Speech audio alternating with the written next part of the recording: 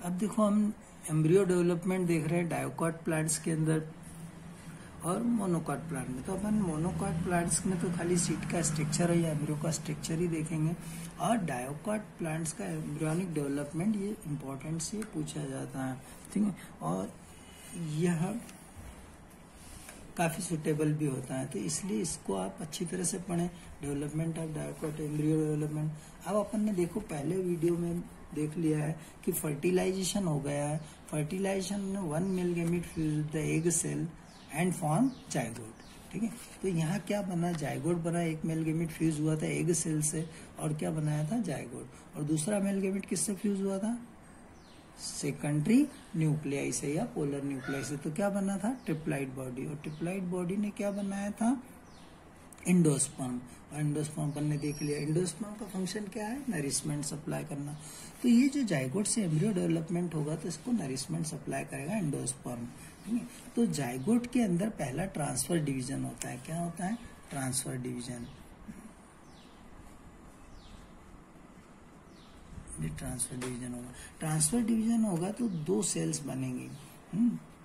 एक terminal cell बनेगी जिसको हम एम्ब्रियोनल सेल कहेंगे, जो किधर की ओर होंगी, चेलेजल एंड पर होंगी, और दूसरी बनेगी बेसल सेल्स, जो किधर होंगी, माइक्रोपाइल एंड पर होंगी। चेलेजल एंड माइक्रोपाइल एंड समझ में आ रहा है कि नहीं। ये यहाँ पर ओविल का स्ट्रक्चर देखो, ये ओविल का स्ट्रक्चर, ठीक है। माइक्रोपाइल एंड जहाँ इंटेगुमेंट कवर्ड नहीं कर रहे हैं वो एंड कौन सा होगा, माइक्रोपाइल एंड, और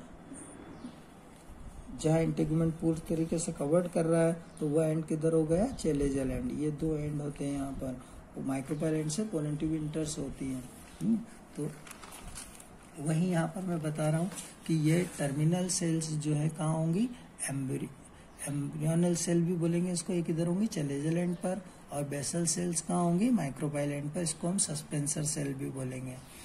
अब इनके अंदर टर्मिनल सेल जो है एम्ब्रियोनल सेल, इसके अंदर होगा वर्टिकल डिवीजन,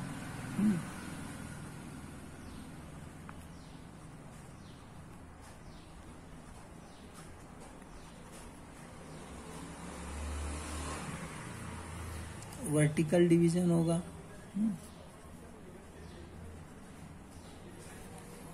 वर्टिकल डिवीजन होगा तो ये 2 न्यूक्लियाई बनेंगे या 2 सेल्स बनेंगे, ठीक है। और बेसल सेल्स के अंदर ट्रांसफर डिवीजन होगा, और बेसल सेल्स के अंदर ये ट्रांसफर डिवीजन होगा, तो 1 से 2 बने। इस तरीके से ये 4 सेल्स हमको दिख जाएगा, इसको हम प्रो एम्ब्रियो बोलेंगे, 4 सेल्स को, स्टेज वाले को, ठीक है।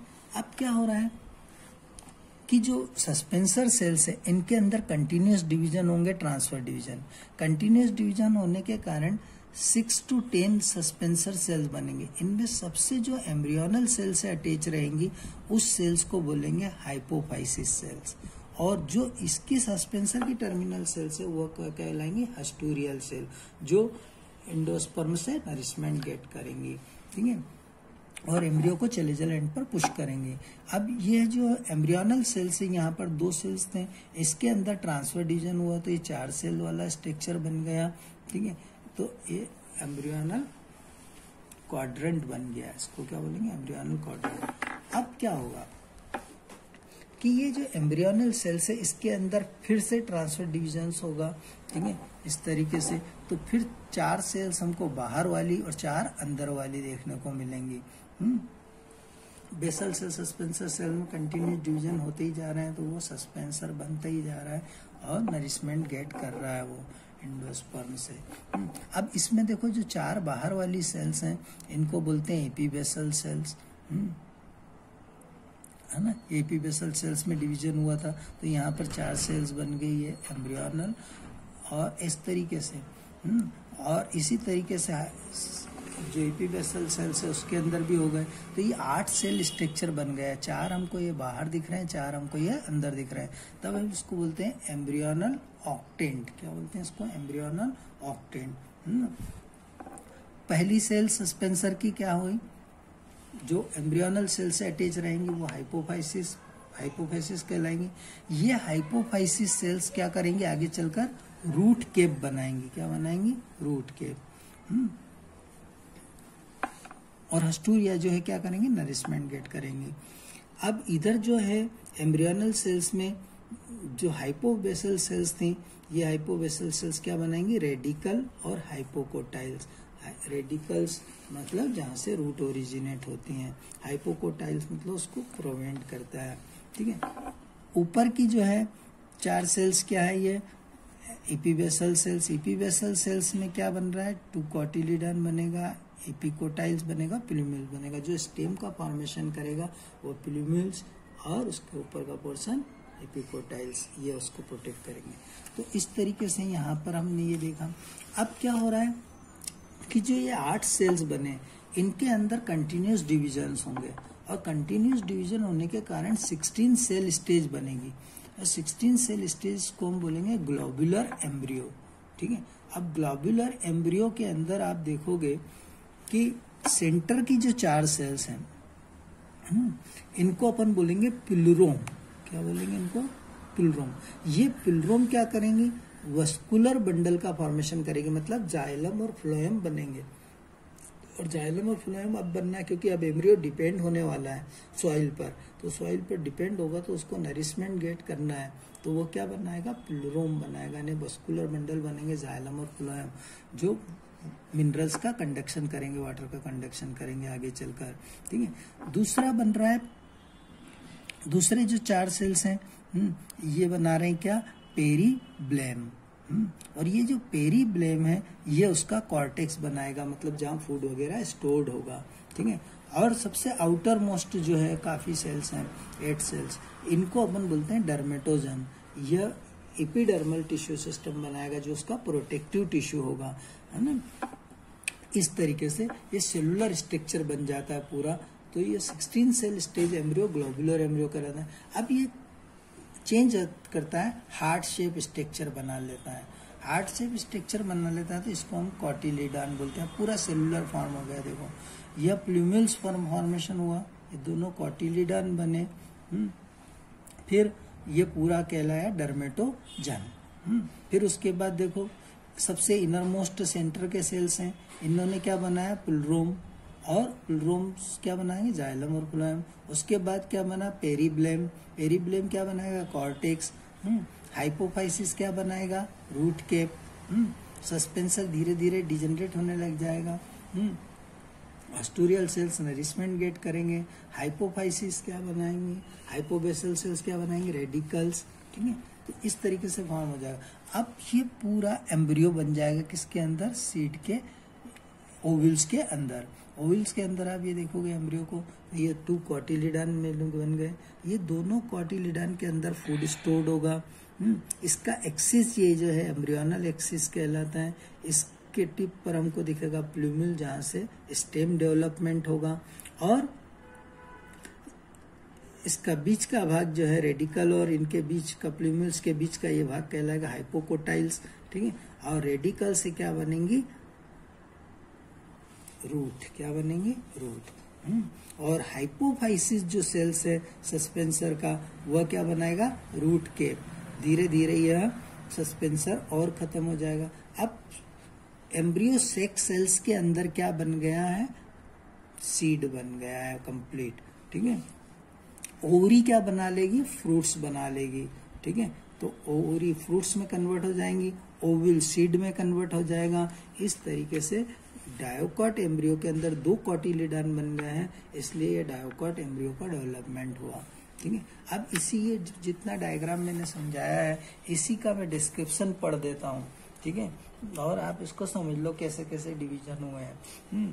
देखो, the process of development of mature embryo from zygote is known as embryogamy, ठीक है। एम्ब्रियो का डेवलपमेंट होना जाइगोट से, ये एम्ब्रियोगेमी कहलाता है। The zygote develop cellulose wall and become ऊस्पोर।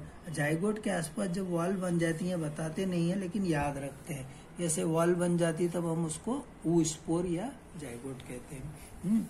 अब oospore divide by transverse division, ये ऊस्पोर डिवाइड हुआ ट्रांसफर डिवीजन से, एंड फॉर्म 2 सेल, और 2 सेल बनी, बेसल सेल और suspensor. Basal cells are called suspensor cell, basal cell को ही suspensor cell कहा। And the terminal cell is called embryonal cell. है ना, ये देखो ये बन गई। फिर the suspensor cell lie toward the micropylar, suspensor cells lie toward the micropylent while the embryonal cells face to the antipodal या चेलेजल एंड। ये देखो एम्ब्रियोनल सेल चेलेजल एंड पर है और बेसल सेल या सस्पेंसर सेल किधर है, micropylar पर है। फिर देखो further division of this two cells structure give rise to filaments called proembryo. ये हमको फिलामेंट जैसा स्ट्रक्चर दिख गया है, इसको हम प्रो एम्ब्रियो भी बोल सकते हैं, नहीं भी बोलोगे तो याद रख सकते हो प्रो एम्ब्रियो। ऐसे ठीक है,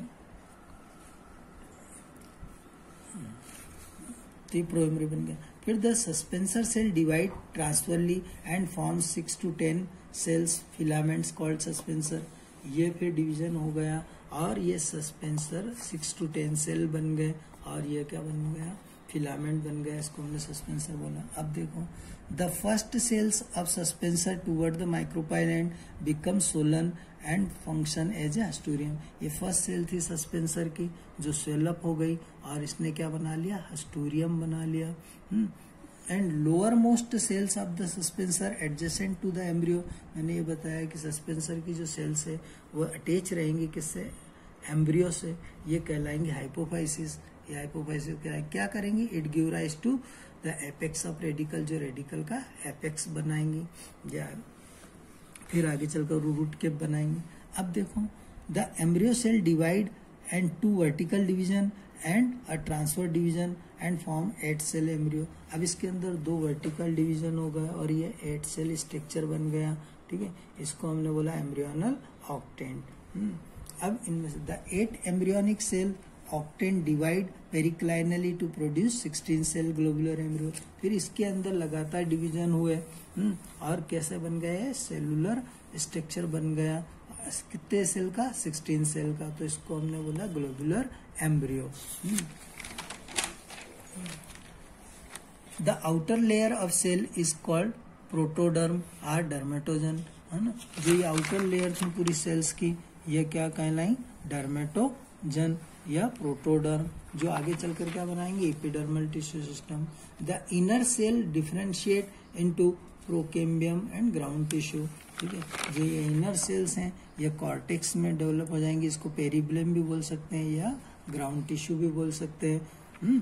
ऐसा, और फिर इनर 4 सेल्स ये क्या बना लेंगी, प्रिरोम या वस्कुलर बंडल बना लेंगी।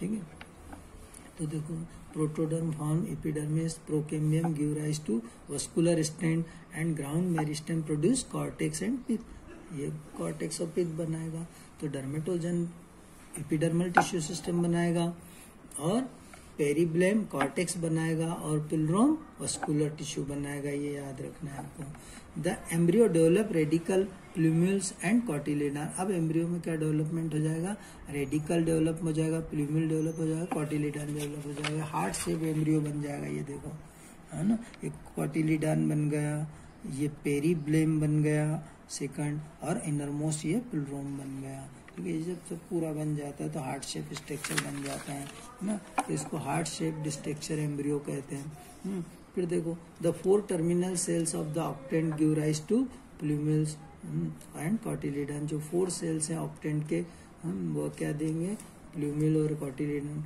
While the 4 basal cell next to the suspensor give rise to the hypocotyl. वो हाइपोकोटाइल बनाएंगे बेसल सेल्स के, और रेडिकल बनाएंगे। The apex of radical is formed from the hypophysis. Hypophysis से क्या बनेगा, रेडिकल का एपेक्स बनेगा।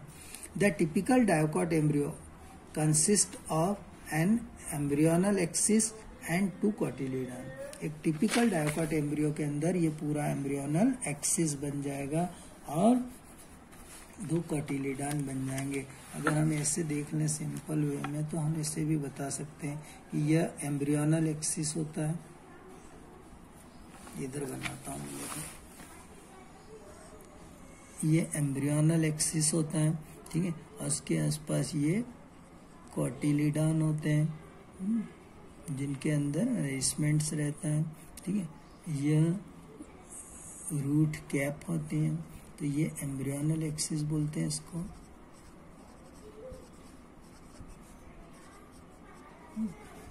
उसके बाद ये जो पोर्शंस रहता है इसका टिप, ये कहलाता है एपिकोटाइल। एपिकोटाइल, और इसी के नीचे रहता है क्या, प्लूम्यूल्स, जिससे आगे चलकर स्टेम बनेगा। इसी तरीके से यह पोर्शन कहलाता है हाइपोकोटाइल। हाइपोकोटाइल, और इसके ठीक नीचे होते हैं रेडिकल, जिससे रूट बनेगी। और फिर ये जो हाइपोफाइसिस सेल, ये क्या बनाएंगे, रूट कैप। और ये क्या होगा, ये कॉटिलीडॉन। कॉटिलीडॉन के अंदर क्या होगा, एंडोस्पर्म होगा। क्या होगा, एंडोस्पर्म, जो नरिशमेंट सप्लाई करेगा। तो ये टिपिकल डायकोट एम्ब्रियो इस तरीके से बन जाता है। लेकिन यहाँ हम जो बना रहे हैं ये ओवल के अंदर बन रहा है, इसलिए हमको इस तरीके से डेवलपमेंट इसका प्रोसेस बताना पड़ेगा, ठीक है। और फाइनली स्ट्रक्चर ऐसा बन जाएगा वो एम्ब्रियो। और इंटेगुमेंट इसके आसपास क्या कर लेते हैं, कवरिंग बना लेते हैं इस इंटेगुमेंट इसके आसपास। इसको हम टेस्टा बोलते हैं। ये एक सीड का स्ट्रक्चर हो जाता है, ठीक है। ऐसे दो इंटेगुमेंट रहते हैं, तो वह कवरिंग कर लेते हैं। टेस्टा, आउटर टेस्टा कहलाता है, इनर टेगमेंट कहलाता है। आगे बाद में बताऊंगा इसको और डिटेल्स में, ठीक है।